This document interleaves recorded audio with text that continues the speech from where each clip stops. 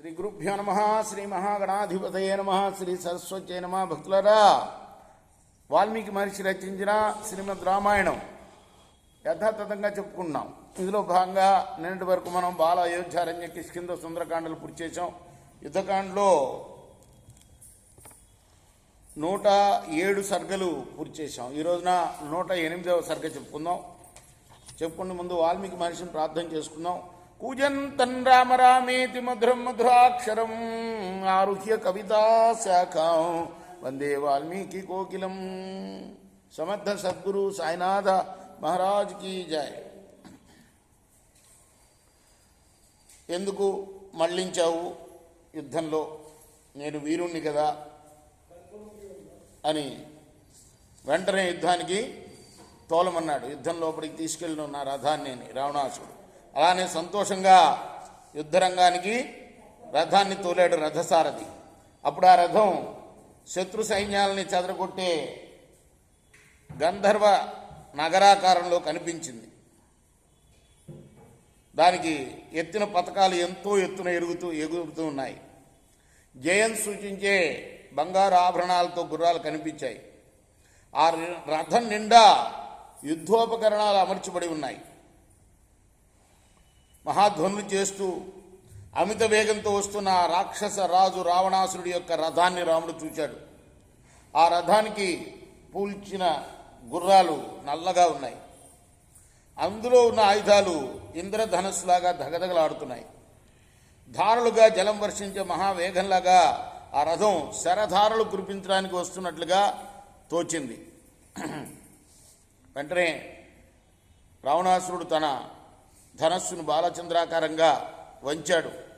ధనుష్టంకారం చేస్తూ రథసారితో మాతలి, శత్రురథం అమిత వేగంతో వస్తుంది చూడు. రాముడు వీడిని చూచి మాతల్ని పంపించాడు కదా ఇంద్రుడు. ఆ మాతలతో అంటున్నాడు అనమాట, ఓ మాతలి, శత్రురథం అమిత వేగంగా వస్తుంది చూడు. కాబట్టి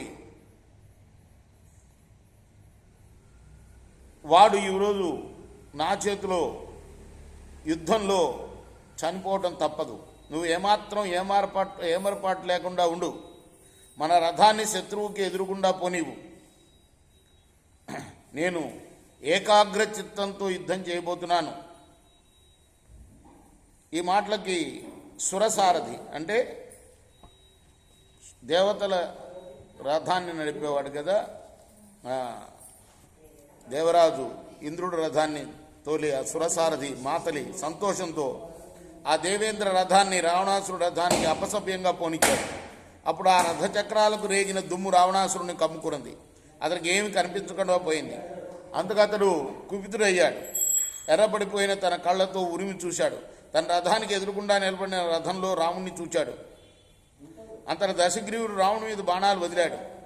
రాముడు తన మీద రావణాసురుడు బాణాలు వదులుతూ ఉంటే రోషావేశంతో మరింత ధైర్యంగా నిల్చున్నాడు.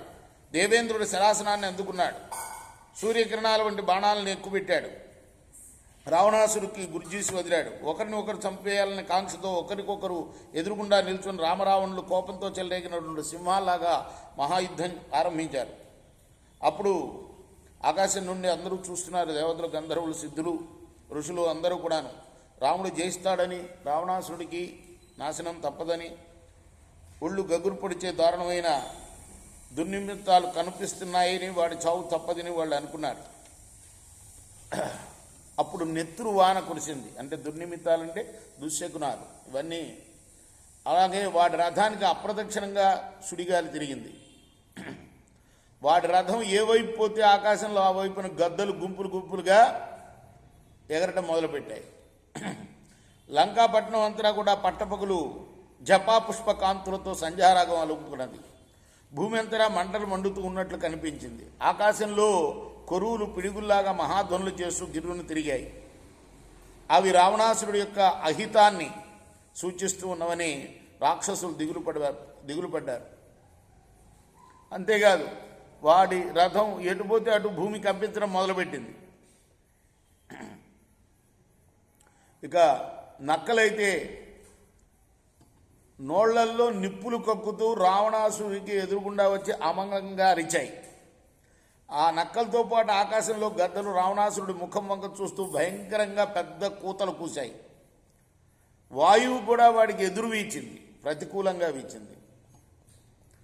ఆ గాలికి రేగిన దుమ్ము రావణాసురుడి ముఖాన్ని కమ్మేసింది. అప్పుడు ఆ దశగ్రీవుడి కళ్ళకి ఏమీ కనపడకుండా పోయింది. దుమ్మువాన కొరవటం మొదలుపెట్టింది. అంతరిక్షంలో గోరువంకలు ఘోరంగా పోట్లాడుకొని దారుణంగా కూస్తూ వందల కొద్దీ చచ్చి రావణాసురుడు రథం మీద పడ్డాయి. రావణాసురుడి యొక్క రథ గుర్రాల పిరుదుల్లో నుంచి అగ్నికణాలు రాడాయి. ఆ గుర్రాల కళ్ళల్లో నుండి కన్నీళ్లు ధారగా కారాయి. ఇలా భయంకరం అతిక్రూరమైన ఉత్పాదాలు అంటే దుశ్శకునాలు అనేకం కనిపించాయి. జయం సూచించే అనేక శుభ నిమిత్తాలు రాముడికి తోచాయి. అందుకు అతడు చాలా సంతోషించాడు. రావణాసురుణ్ణి సంహరించినట్టే అని తలిచాడు. ఇది 108వ సర్గ. రేపు 109వ సర్గ చెప్పుకుందాం. కృష్ణార్పణమస్తు. సాయి కృష్ణార్పణమస్తు.